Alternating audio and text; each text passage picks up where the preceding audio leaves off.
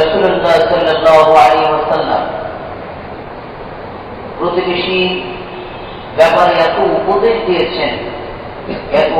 দিয়েছেন যে তিনি সর্বদাই অধিকাংশ সময় আশঙ্কা করতেন না জানি আল্লাহ রাব্বুল আলামিন প্রতিবেশীকে মেরাজ বানায়া দেন। হযরত মুজাহিদ রাহমাতুল্লাহি আলাইহি আব্দুল্লাহ ইবনে ওমর রাদিয়াল্লাহু তাআলা আনহুর এক গোলামকে একটি ছাগল ছিঁড়তে দেখেন। আব্দুল্লাহ ইবনে ওমর তিনি তার গোলামকে বললেন, এই ছাগল ছেলার পরই সর্বপ্রথম এই হাদিয়াটা আমার বাড়ির পাশে যে ইয়াহুদি আছে তাকে দিয়ে দিবে। কে বললেন? আব্দুল্লাহ ইবনে ওমর, ওমরের ছেলে আব্দুল্লাহ। কাকে বললেন? আব্দুল্লাহর একটা গোলাম ছাগল ছিঁড়তেছে, খালগিরি করছে। আব্দুল্লাহ বারবার এই কথাটা 3 বার বললেন, আমার বাড়ির পাশে যে একজন ইয়াহুদি আছে, এই ইয়াহুদিকে প্রথম আগে গোশত আসবে। গোলাম বললেন, ইয়াহুদিকে এই গোশত দিতে হবে। আল্লাহ আপনাকে শুদ্ধ করুক। আমরা কিছু কিছু কথা মেনে নিতে পারি না, কিছু কথা মেনে নিতে পারি না। প্রকাশ্যভাবে যদি কোরবানির গোশত এখন হিন্দুকে দেয়, এই সমাজের মধ্যে আলোচনা চলবে না ভাই? চলবে। অথচ এটা বৈধ, বৈধ।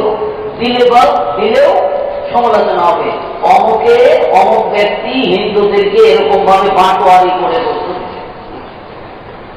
ওই গোলাম এই বিষয়টাকে অন্য চোখে দেখলেন যে সে অথচ ইয়াহুদি, তাকে আমি এই ছাগলের গোশত প্রথম দেব।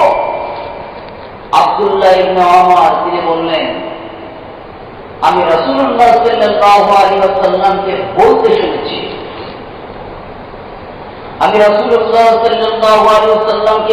শুনেছি, তিনি এই পরিমাণ উপদেশ দিয়েছেন, জিবরীল আমিন রাসূল সাল্লাল্লাহু আলাইহি ওয়াসাল্লামের কাছে উপদেশ দিয়েছেন যে প্রতিবেশীকে তার আশঙ্কা হইত প্রতিবেশীকে যেন বিরাজ না হয়, এরকম আশঙ্কা করতেন। সুতরাং একজন ইয়াহুদি হলেও, একজন অমুসলিম হলেও, অমুসলিম হিসাবে তার হক আদায় করা প্রয়োজন। রাসূলুল্লাহ সাল্লাল্লাহু আলাইহি ওয়াসাল্লাম একজন অমুসলিম, তাকেও তার হক আদায় করতে বলেছেন প্রতিবেশী হিসাবে। প্রতিবেশীর সীমানা, আল্লাহ রাসূল সাল্লাল্লাহু আলাইহি ওয়াসাল্লাম বলেছেন, প্রতিবেশীর সীমানা তোমার বাড়ির থেকে 40 বাড়ি আশপাশ, পিছনের সামনে। রাসূলুল্লাহ সাল্লাল্লাহু আলাইহি ওয়াসাল্লাম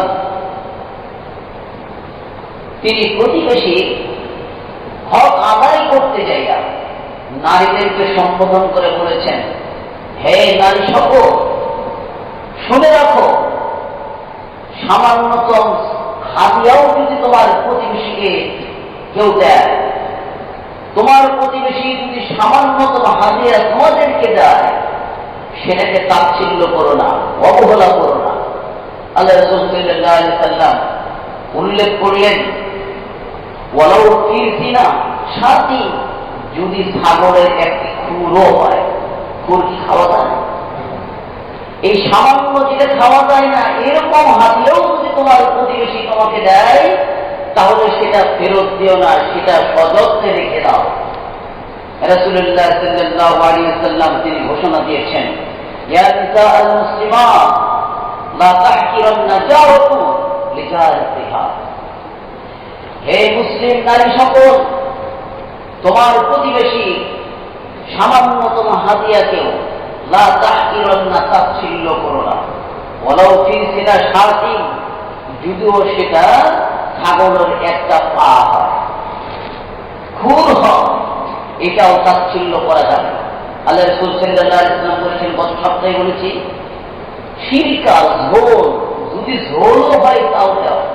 তরকারি দিতে মনে চাচ্ছে না, অন্তর দিয়ে খুঁজতেছে না, তরকারি দিতে চাচ্ছে না। 500 টাকা দামের বস্তু কি করে দিই? তুই গোস্ত না দিলি, গোস্ত না দিলে একটু শিরকা দেয়, একটু ঝোল দাও। ঝোল দেওয়া হলেও তোমার প্রতিবেশীকে একটু হলেও খাবারের সহযোগিতা করো। রাসূলুল্লাহ সাল্লাল্লাহু আলাইহি ওয়াসাল্লাম তিনি বলেছেন, প্রতিবেশীর ক্ষুধার্তকে অন্ন দান করো এবং নিরাপদে জান্নাতে, স্বাচ্ছন্দ্যে নিরাপদে জান্নাতে প্রবেশ করো। আন আব্দুল্লাহ ইবনে সালাম রাদিয়াল্লাহু তাআলা আনহু থেকে, সামি'তু রাসূলুল্লাহ সাল্লাল্লাহু আলাইহি ওয়াসাল্লাম ইয়াকুল, আব্দুল্লাহ ইবনে সালাম তিনি বলেন, আমি রাসূলুল্লাহ সাল্লাল্লাহু আলাইহি ওয়াসাল্লামকে বলতে শুনেছি, ইয়া আইয়ুহান নাস, হে লোক সকল, কথা বুঝতেছেন? মাইকে কথা বোঝা যায়? হে লোক সকল, আফসুস সালাম, তোমরা পরস্পরের সালাম বিনিময় করো, সালামকে প্রসার করে দাও, বিস্তার করো। সালামের মাধ্যমে মুহাব্বত তৈরি হয়, সালামের মাধ্যমে ভালোবাসা জোরমিল তৈরি হয়। আল্লাহ রাসূল সাল্লাল্লাহু আলাইহি ওয়াসাল্লাম আফসুস সালাম, সালামকে প্রসার করতে বললেন। ওয়া আত'ইমুত তাআম, এবং খাবার দাও, খাবার খেলাও। তোমার প্রতিবেশী যারা ভুকা আছে, ক্ষুধার্ত আছে, ক্ষুধার্তকে তোমরা খাবার খেলাও। ওয়াসিলুল আরহাম, এবং আত্মীয় সম্পর্ক ধরে রাখো, আত্মীয় সম্পর্ক নষ্ট করো না। ওয়াসাল্লু ওয়ান্নাসু নিআম, আল্লাহ রাসূল সাল্লাল্লাহু আলাইহি ওয়াসাল্লাম এরপরে বললেন, নামাজ পড়ো যখন লোকজনে ঘুমায় তখন। বুঝতেছেন কিছু? নামাজ পড়ো যখন লোকজনে ঘুমায় তখন। আল্লাহ রাসূল সাল্লাল্লাহু আলাইহি ওয়াসাল্লাম নামাজ পড়তে বললেন, সালাম বিস্তার করতে বললেন, ভুকা থাকে এরকম ব্যক্তিকে খাবার গ্রহণ করাইতে বললেন, খাবার খিলাতে বললেন, এবং আত্মীয় সম্পর্ক রক্ষা করতে বললেন। আত্মীয় সম্পর্ক যেন ছিন্ন না হয়, সালাত আদায় করতে বললেন। আল্লাহ রাসূল সাল্লাল্লাহু আলাইহি ওয়াসাল্লাম তিনি বলেছেন, মান তারাকা সালাতা মুতাআম্মিদান ফাকাদ বারিয়াত মিনহু জিম্মাতুল্লাহ, যে ব্যক্তি ইচ্ছাকৃতভাবে আল্লাহ রাব্বুল আলামিনের নামাজকে তরক করে, ওই ব্যক্তির জন্য আল্লাহ রাব্বুল আলামিনের কোনো জিম্মাদারি নাই। নাউযুবিল্লাহ বললেন না? নামাজ কোনো ব্যক্তি, কোনো ভাই যদি ইচ্ছাকৃতভাবে তরক করে, ওই ব্যক্তির জিম্মাদারি আল্লাহর নাই, আল্লাহ নিবে না সেই নামাজ। সেই নামাজের কথা আল্লাহ রাব্বুল আলামিন তার হাবিবের মাধ্যমে ঘোষণা করে দিলেন, ওয়াসাল্লু ওয়ান্নাসু ওয়ান-নিআম, নামাজ পড়ো মানুষ যখন ঘুমায় তখন। এখানে তাহাজ্জুদের কথা বলা হয়েছে। তাদখুলুল জান্নাতা বিসালাম, তাহলে তোমরা নিরাপত্তার সাথে জান্নাতে প্রবেশ করতে পারবে। তিরমিজি, কোন ব্যক্তি হৃদয় ততক্ষণ পর্যন্ত ঠিক হয় না যতক্ষণ না পর্যন্ত তাদের জিহ্বা ঠিক না হয়। আনাস ইবনে মালিক রাদিয়াল্লাহু তাআলা আনহু, হযরত আনাস ইবনে মালিক রাদিয়াল্লাহু তাআলা আনহু থেকে বর্ণিত, রাসূলুল্লাহ সাল্লাল্লাহু আলাইহি ওয়াসাল্লাম বলেছেন, লা ইস্তাকিমু ঈমানু আবদিন হাত্তা ইস্তাকিমা কলবুহু। রাসূলুল্লাহ সাল্লাল্লাহু আলাইহি ওয়াসাল্লাম বলেন, বান্দার ঈমান ততক্ষণ পর্যন্ত ঠিক হয় না যতক্ষণ না পর্যন্ত তার কলব না ঠিক হয়। কথাটা আবার বলছি, আল্লাহ রাসূল বলেছেন, বান্দার ঈমান ততক্ষণ পর্যন্ত ঠিক হয় না যতক্ষণ না পর্যন্ত তার কলব ঠিক না হয়। ওয়ালা ইয়াস্তাকিমু কলবুহু হাত্তা ইয়াস্তাকিমু লিসানুহু, আর ওই বান্দার কলব ততক্ষণ পর্যন্ত ঠিক হয় না যতক্ষণ না পর্যন্ত তার জিহ্বা ঠিক না হয়। আপনি কথা বললে একটু মাইকে বলেন। রাসূলুল্লাহ সাল্লাল্লাহু আলাইহি ওয়াসাল্লাম বলেছেন, কলব ঠিক করার আগে মুখকে ঠিক করতে হবে। যার মুখ ঠিক নাই তার কলব ঠিক নাই। ওয়ালা ইয়াদখুলুল জান্নাতা লা ইয়ামানু জারুহু বিবাওয়াকিহি। রাসূলুল্লাহ সাল্লাল্লাহু আলাইহি ওয়াসাল্লাম বলেছেন, যার মুখ ঠিক নাই, যার মুখের মাধ্যমে প্রতিবেশী কষ্ট পায়, এই ব্যক্তির জন্য জান্নাত নাই, এই ব্যক্তি জান্নাতে প্রবেশ করতে পারবে না। রাসূলুল্লাহ সাল্লাল্লাহু আলাইহি ওয়াসাল্লাম বলেছেন, যে ব্যক্তির অনিষ্ট থেকে তার প্রতিবেশী নিরাপদ নয়, ওই ব্যক্তি জান্নাতে যাবে না। আমি ভালো না মন্দ কিভাবে বুঝবেন? আমি ভালো না মন্দ এই বিচারটা কিভাবে করবে? রাসূলুল্লাহ সাল্লাল্লাহু আলাইহি ওয়াসাল্লামকে সাহাবীরা প্রশ্ন করেছিলেন এভাবে। عن عبد الله بن مسعود رضي الله تعالى عنه قال رجل لرسول الله صلى الله عليه وسلم আব্দুল্লাহ ইবনে মাসউদ রাদিয়াল্লাহু তাআলা আনহু থেকে বর্ণিত, তিনি বলেন, এক ব্যক্তি রাসূলুল্লাহ সাল্লাল্লাহু আলাইহি ওয়াসাল্লামকে বললেন, কাইফালি আন আ'লামা ইযা আহসানতু ওয়া ইযা আসাতু। ইয়া রাসূলুল্লাহ, কিভাবে আমি জানবো আমি ভালো করছি না আমি মন্দ করছি? আমি কিভাবে জানবো? তাকে প্রশ্ন করলেন রাসূলুল্লাহ সাল্লাল্লাহু আলাইহি ওয়াসাল্লামকে। فقال النبي صلى الله عليه وسلم, যখন রাসূলুল্লাহ সাল্লাল্লাহু আলাইহি ওয়াসাল্লাম বললেন, ইযা সামিতা জিরানাকা ইয়াকুলুন, যদি তোমার প্রতিবেশী তোমার ব্যাপারে বলে কদ আহসানতা, তুমি ভালো করেছো, ফাকাদ আহসান, তাহলে তুমি ভালো করেছো। তোমার প্রতিবেশী যদি তোমাকে সাক্ষী দেয় যে তুমি ভালো আমল করেছো, তুমি ভালো করেছো, তাহলে তুমি জানবে তুমি ভালো করেছো। ওয়াইদা সামি'তাহু ইয়াকুল, আর যদি তারা বলে, তাদেরকে বলতে যদি শোনো এরকম কদ আসাতা ফাকাদ আসাতা, যে তুমি মন্দ করেছো তাহলে তুমি মন্দ করেছো। ভাইরা আমার, একটু কথা লক্ষ্য করুন, প্রতিবেশীর জবানে, প্রতিবেশীর সাক্ষীতে আপনি যদি ভালো হন, রাসূল বলেছেন আপনি ভালো। প্রতিবেশীর সাক্ষীতে, প্রতিবেশীর জবানে যদি বলে আপনি মন্দ, তাহলে আপনি মন্দ। তিনজন প্রতিবেশীর ভালো হওয়ার সাক্ষ্য দেওয়া, আল্লাহ রাব্বুল আলামিন ওই বান্দাকে মাফ করে দেন। প্রতিবেশীর মধ্য থেকে তিনজন ব্যক্তি, তিন পরিবার যদি আপনার ব্যাপারে সাক্ষী দেয় যে আপনি ভালো, আল্লাহ রাব্বুল আলামিন আপনাকে মাফ করবেন। আন আবি হুরায়রা রাদিয়াল্লাহু তাআলা আন্না নবী সাল্লাল্লাহু আলাইহি ওয়াসাল্লাম মা মিন মুসলিমিন ইয়ামুতু ফায়াশহাদু লাহু সালাসাতু আহলি আবয়াতি মিন জিরানি আদনাইনি বিখাইরি ইল্লা ক্বালা তাবারাকা ওয়া তাআলা। রাসূলুল্লাহ সাল্লাল্লাহু আলাইহি ওয়াসাল্লাম বলেছেন, যে ব্যক্তির ব্যাপারে তার প্রতিবেশী তিনটা পরিবার সাক্ষ্য দেয় ভালো হওয়ার ব্যাপারে, যে ব্যক্তির ব্যাপারে তার তিনজন প্রতিবেশী ভালো হওয়ার ব্যাপারে সাক্ষ্য দেয়, তখন ফাকালা তাবারাকা ওয়া তাআলা, তখন আল্লাহ রাব্বুল আলামিন তিনি বলেন, কত কবিলতু শাহাদাতা ইবাদি, আমার বান্দাদের এই সাক্ষ্যকে আমি গ্রহণ করলাম। সুবহানাল্লাহ। আল্লাহ রাব্বুল আলামিন যখন বলে এই প্রতিবেশীরা যে এই লোকটার ব্যাপারে সাক্ষ্য দিচ্ছে, আমি এই সাক্ষ্যটা কবুল করলাম।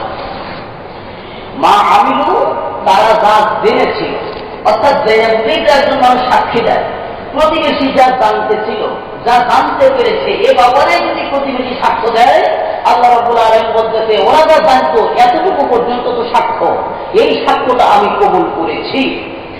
গফারতু লাহু মা আ'লামু, আর ওই প্রতিবেশীর ব্যাপারে যা জানতো না তা আমি মাফ করে দিয়েছি। সুবহানাল্লাহ বলেন না? সবগুলো বিষয় আপনি জানেন না, প্রতিবেশী যতটুকু জানে ততটুকু সাক্ষী আল্লাহ রাব্বুল আলামিন কবুল করে, আর ওর ব্যাপারে যা জানতেন না আল্লাহ রাব্বুল আলামিন যা জানতেন তাও মাফ করে দিবেন। সুতরাং প্রতিবেশীকে ভালো হওয়া, খারাপ হওয়া প্রতিবেশীর সাক্ষীর উপর নির্ভর করে। কিয়ামতের দিন সর্বপ্রথম দুই প্রতিবেশী বাদী বিবাদী ঝগড়ায় লিপ্ত হবে। সবার প্রথম হিসাব আগে প্রতিবেশী দিতে হবে। এতদিন জানতেন মৌলবীরা বলতো সর্বপ্রথম কিয়ামতের ময়দানে নামাজে হিসাব হবে। এটা জানতেন তো নাকি? আজকে নতুন করে জানছেন সর্বপ্রথম কিয়ামতের ময়দানে প্রতিবেশী এক প্রতিবেশীর ব্যাপারে বিবাদ করবে, ঝগড়া। ওটাও সত্য কথা, এটাও সত্য কথা।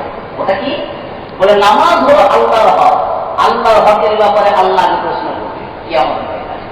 আর বান্দার হকের ব্যাপারে বান্দা আগে প্রশ্ন করবেন, সেটা হলো প্রতিবেশীর ব্যাপারে। সুবহানাল্লাহ বললেন না? ভাইরা, প্রতিবেশীকে ভালোবাসো।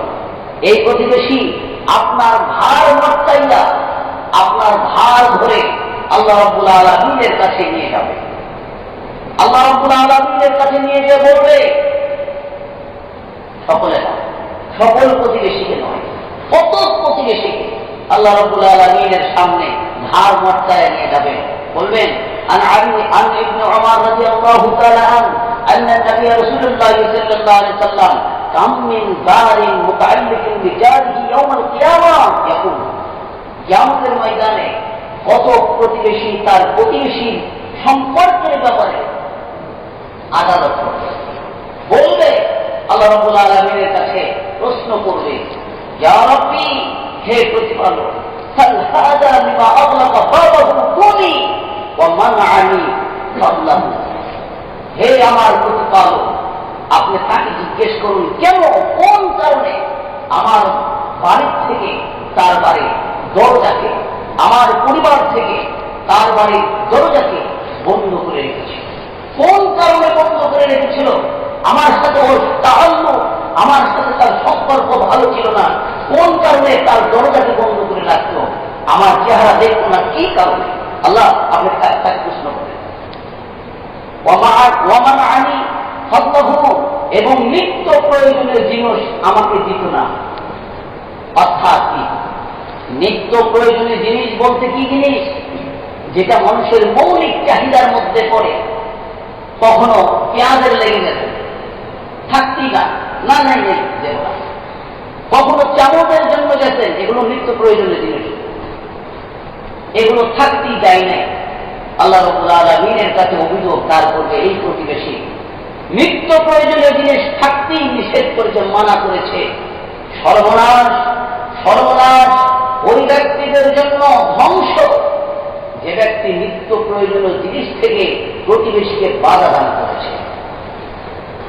যে ব্যক্তি তার প্রতিবেশীর কষ্ট দেওয়ার উপর ধৈর্য ধারণ করে, আল্লাহ রাব্বুল আলামিন তাকে ভালোবাসে।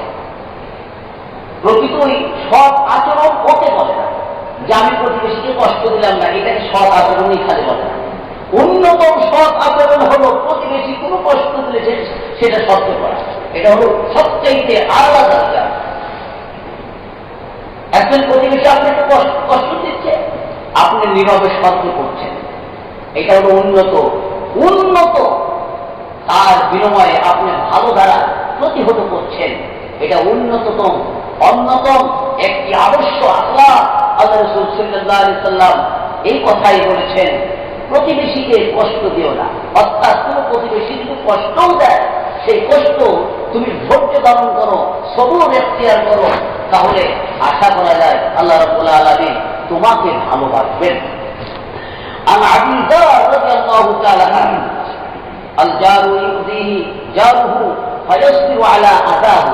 রাসূলুল্লাহ সাল্লাল্লাহু আলাইহি সাল্লাম বলেছেন, যে ব্যক্তি প্রতিবেশী তাকে কষ্ট দেয়, সেই কষ্টের উপর সে ব্যক্তি ধৈর্য ধারণ করে, এই ব্যক্তিকে আল্লাহ রাব্বুল আলামিন ইন্নাল্লাহা ইউহিব্বু জারাহু, ওই ব্যক্তিকে, ওই প্রতিবেশীকে আল্লাহ রাব্বুল আলামিন ভালোবাসেন। প্রতিবেশীর সীমা কত দূর? আপনার প্রতিবেশী বলতে এই প্রতিবেশী কত দূর পর্যন্ত প্রতিবেশী, এইটা তো বুঝতে হবে। এইটা তো বুঝতে হবে। এখানকার আমাদের বর্তমান অবস্থা এমন, প্রতিবেশীর কথা যত গুরুত্ব আল্লাহ রাসূল দিয়েছেন, ঢাকাবাসীর গুরুত্ব এত দেয় না। আপনার প্রতিবেশী গুরুত্ব যত দিয়েছে, অন্য ব্যক্তির গুরুত্ব এত দেয় না। সেটা কিভাবে? আজকে আমাদের সমাজে একটা নতুন চালু হয়েছে, প্রতিবেশীর খোঁজ নেই না, অথচ কোন জায়গায় বাড়ি, উল্লাপাড়া বাড়ি, 2 দিনের সম্পর্ক, বন্ধু বানাইয়া বাড়িতে গরম গরম করে খাওয়া দাওয়া করে খুব বন্ধুত্ব। খুব উন্মুক্ত। এটা আল্লাহ রাসূল সাল্লাল্লাহু আলাইহি ওয়াসাল্লাম বলেন, বলছেন তোমার প্রতিবেশীকে আগে হাদিয়া দাও, তোমার নিকটতম প্রতিবেশীকে। তোমার দরজা থেকে যে ব্যক্তি নিকটতম সে হলো তোমার নিকটতম প্রতিবেশী। রাসূলুল্লাহ সাল্লাল্লাহু আলাইহি ওয়াসাল্লাম প্রতিবেশীর সীমা নির্ধারণ করে দিয়েছেন।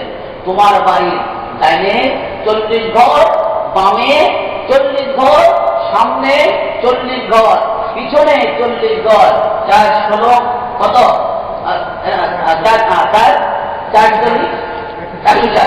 160 পরিবার হলো তোমার প্রতিবেশীর অন্তর্ভুক্ত। রাসূলুল্লাহ সাল্লাল্লাহু আলাইহি ওয়াসাল্লাম তিনি বলেন, আন হাসান রাদিয়াল্লাহু তাআলা, হাসান রাদিয়াল্লাহু তাআলা আনহু থেকে বর্ণিত, আন্নাহু সুইলা আনিল জারি ফাকাল, আমি প্রতিবেশী সম্পর্কে রাসূলুল্লাহ সাল্লাল্লাহু আলাইহি ওয়াসাল্লামকে জিজ্ঞেস করেছিলাম। আরবাঈনা, তিনি বললেন যে আরবাঈনা দারান, তোমার বাড়ি থেকে 40 বাড়ি, আমামাহু সামনে, ওয়া আরবাঈনা খালফা, এবং তোমার বাড়ি থেকে পিছনে 40 বাড়ি, ওয়া আরবাঈনা আন ইয়ামিনি ওয়া আরবাঈনা আন ইয়াসার, তোমার বাড়ির সামনে পিছনে ডাইনে বামে 40 ঘর হলো তোমার প্রতিবেশী।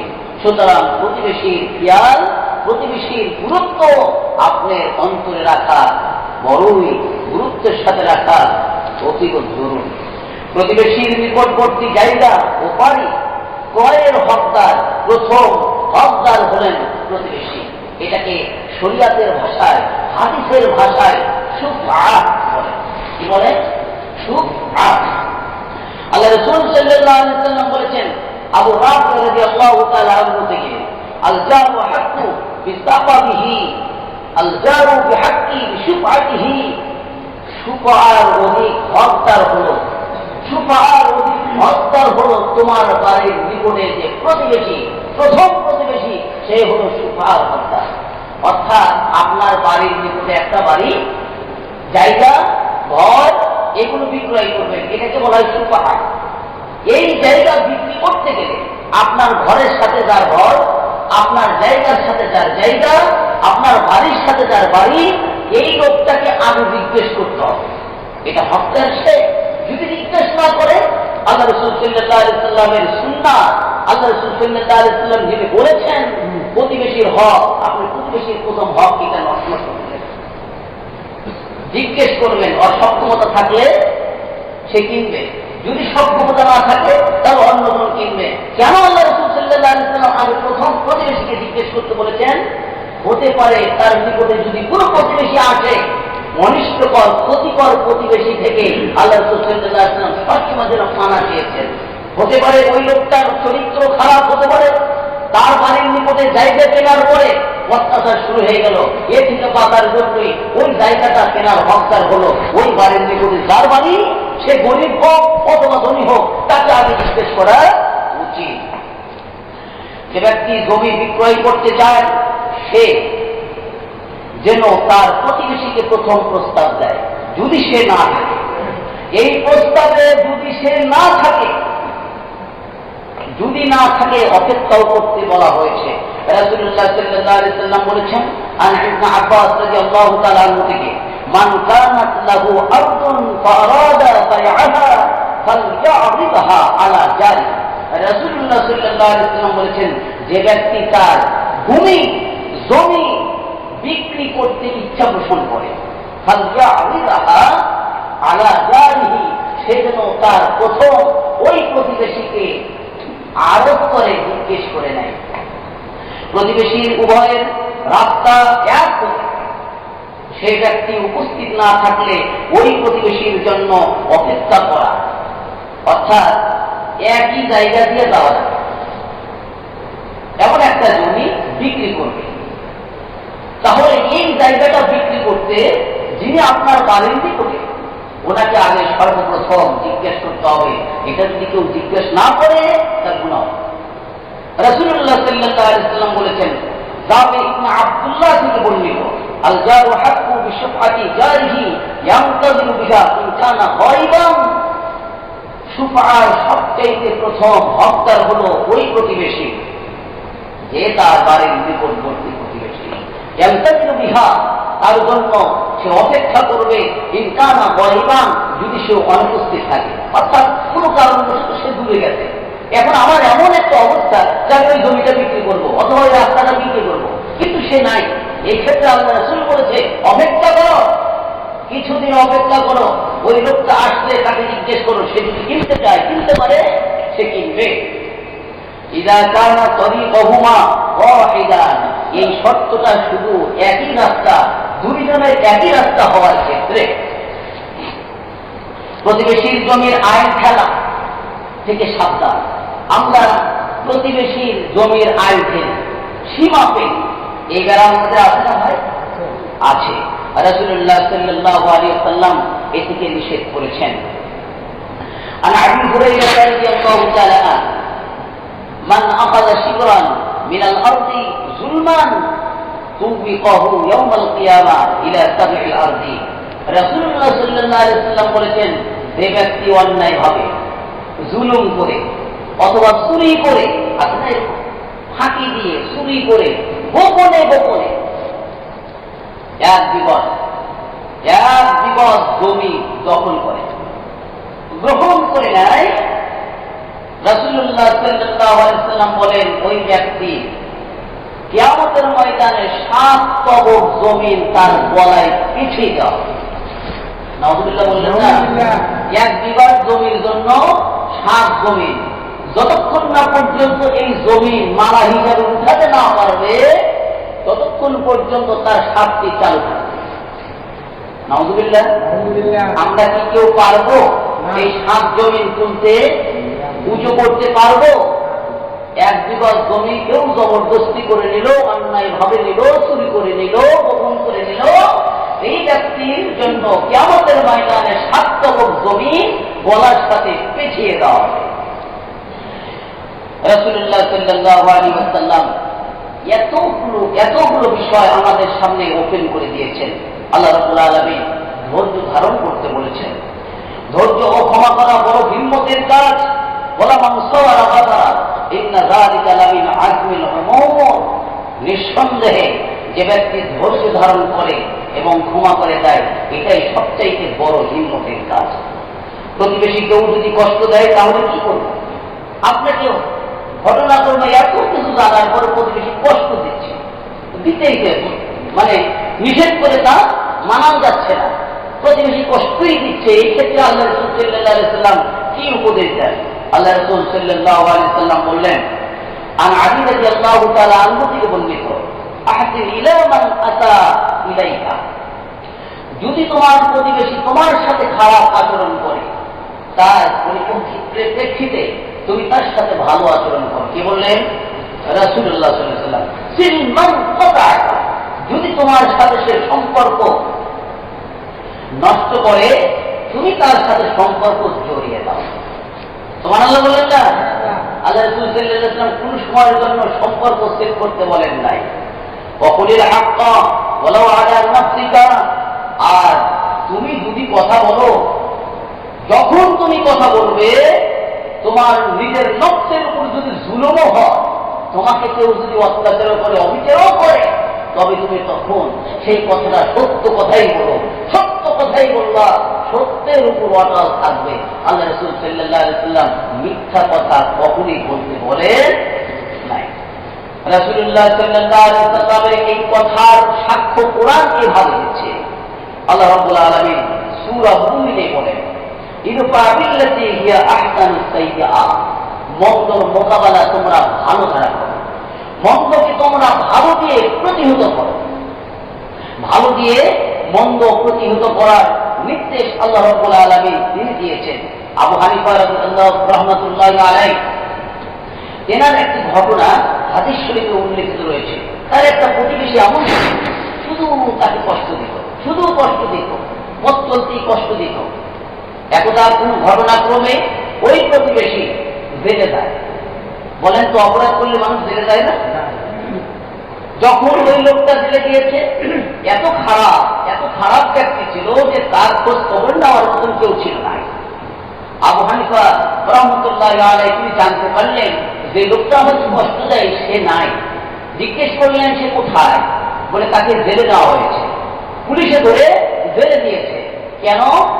আবু হানিফা রহমতুল্লাহ আলাইহি পুলিশের ওখানে গেলেন, থানায় গেলেন, থানায় যাইয়া তার বিষয়টা সুপারিশ করে, ওই সময় আবু হানিফা কত বড়, তিনি সুপারিশ যখন করেন তখন তো কিছু কিছু বিষয় সুপারিশ করলে সেটা গ্রহণ করা হয়, কিন্তু তাকে জানানো হয়নি কে তার ব্যাপারে সুপারিশ করে তাকে ছাড় করলো, মুক্তি করলো।